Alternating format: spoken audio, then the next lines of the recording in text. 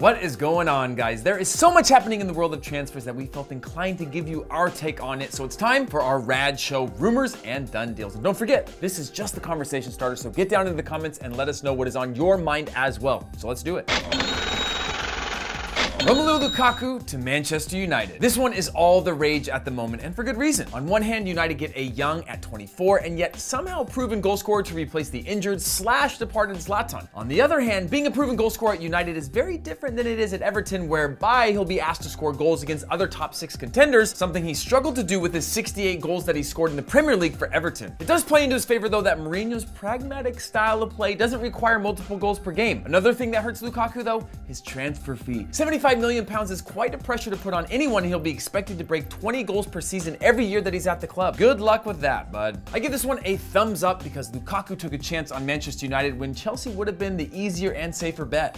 Alvaro Morata to Chelsea. It's been a crazy fight across the top 6 in England as they look to hold, buy, and sell the top European talent, and it's been a roller coaster ride so far for Alvaro Morata. He was heavily linked with Manchester United, but when the talks seemed to stall for just 1 second, in swooped United for Lukaku, thus ending the chase for the €80 million man. So where does this one stand? Well, Chelsea do want Morata, but his price tag is very, very steep, and the reason that Madrid are holding so tightly to that asking price, Andrea Belotti from Torino. Torino are seemingly unwilling to budge on their $100 million price tag for their super talent, so in order to make ends meet, Madrid are adamant about getting $80 million out of Morata, which I don't know if it's gonna happen, but let's just wait and see. That's the whole point of this show anyway, isn't it? Rad, rumors and done deals. That's why we talk about it. I give this one a thumbs up because I think Morata could be a great addition to Chelsea if it happens.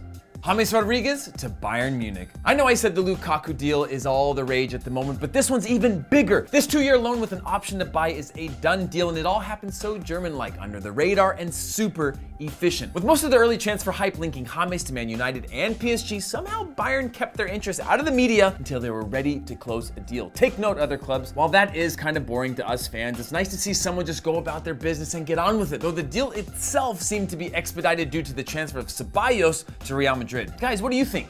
Is this the right choice for James? Let me know in the comments what you think about the move. Do you think he should have gone there? Should he have gone to a different club? Should he still fight it out at Real Madrid? I personally like this move for James, and if this £4.2 million a year loan deal over 2 years leads to a £31 million buyout, it is a steal, especially when you consider the global valuations of players. I mean, look, there's left backs going for €70 million at the moment, so you can kind of catch my drift. There's also something about Bayern Munich. They do such a good job of putting players into positions to focus on football and succeed. The players seem to thrive in an environment where stability is key. The German media doesn't seem to poke around and prod at their players and their careers the way that the Spanish media does, well, as long as Bayern Munich are winning anyway. Nonetheless, James is only 25, had only 13 appearances in La Liga last year, but still managed to put up 8 goals and 6 assists, which is pretty damn good and seemingly only good enough for a loan deal until he proves himself. Let's just hope that FC Hollywood can get the world-class quality we saw out of James at the World Cup a few years ago, because if they do, it is the steal of the window. Thumbs up on this one all around. Thumbs, thumbs, thumbs, thumbs.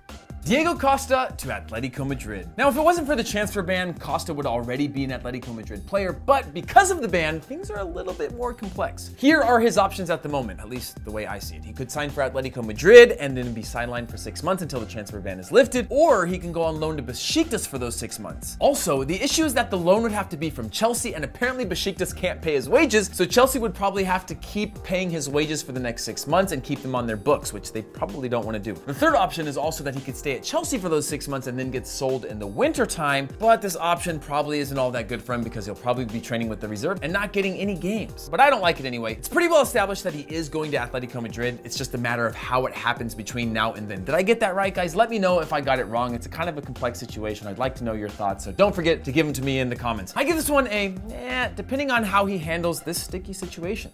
Paulinho to Barcelona. This one actually looks too good to be true after a statement from Guangzhou Evergrande confirming that while the offer for Paulinho to join Barcelona is a once-in-a-lifetime opportunity, they could not let him leave mid-season. $25 million is no cheap transfer for a club like Barcelona to pay, and I fear that come 6 months from now, when the Chinese season is over and Barca's mid-season, they won't have a need for him any longer. I give this situation a thumbs up because I thought it would actually be cool for a league like China to get credit for reviving a player's career back to Barcelona quality. But I also give this a thumbs down because why on earth would Barcelona need a player like Paulinho when they can literally sign any player in the world? So why chase a guy who's in China right now? So to settle this, let's just give this a meh, because this is weird in every single way, and I'd like this to just come to a conclusion so we can all move on.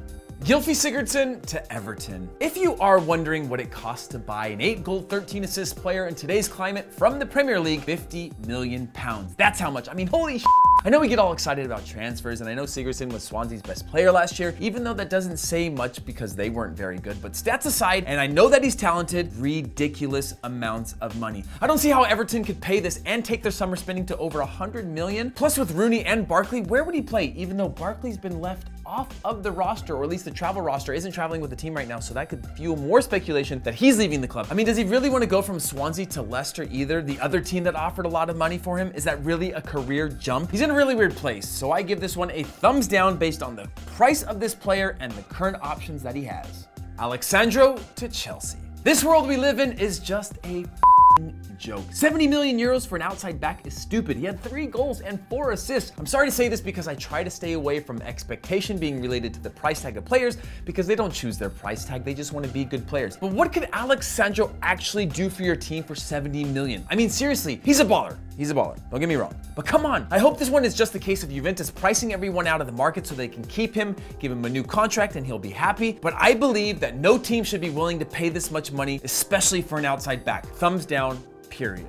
Dani Alves to PSG. Another surprising move, this one. We all thought that he'd be joining Pep at City as a temporary solution for City's defensive woes, but it turns out to be nothing more than a rumor. It is kind of funny though that Juventus released him from his contract so he could join City, and then he ended up pulling the old switcheroo. It's a 2-year deal and he'll be a solid addition to the club, and he'll likely get him to the Champions League final just to fall short of the trophy. Thumbs up though, I like this move. So guys, plenty more to talk about in the coming weeks, but get down in the comments and tell me all about the moves I missed or the ones that you think are worth talking about. And as usual, tomorrow is Walk Talk Football, so get those questions, concerns, and rants in so we can feature them on the show. See ya.